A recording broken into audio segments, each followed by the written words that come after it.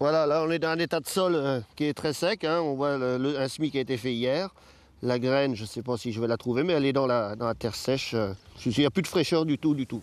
Une terre rendue aride par un ensoleillement trop régulier ces derniers mois et un vent qui assèche.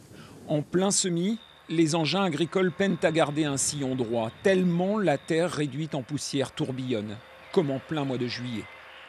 Si la germination du maïs ne peut se faire dans ces conditions, la croissance des céréales comme le blé est sérieusement contrariée. On est sur du blé qui n'a pas été irrigué, qui a eu très peu d'eau.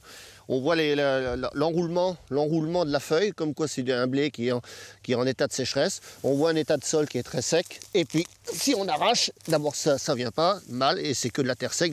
Ça fait la poussière dès que le blé est arraché. La solution, bien que partielle, passera cette année encore très certainement par l'irrigation. Sur une partie de ces 350 hectares, Christophe Giraud y a recours, nuit et jour.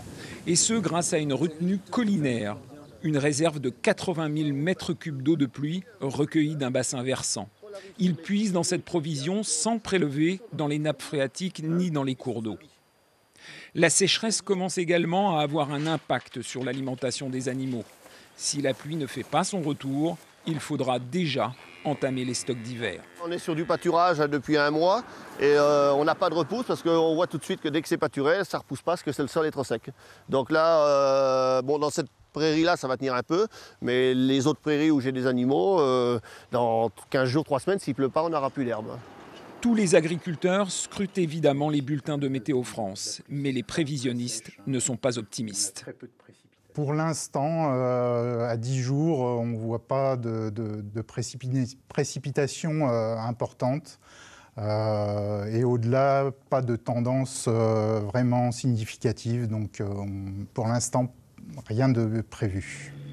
Chez Christophe Giraud, dans l'est du département de l'Indre-et-Loire, les dernières pluies remontent déjà au 15 mars, avec seulement 18 petits millimètres.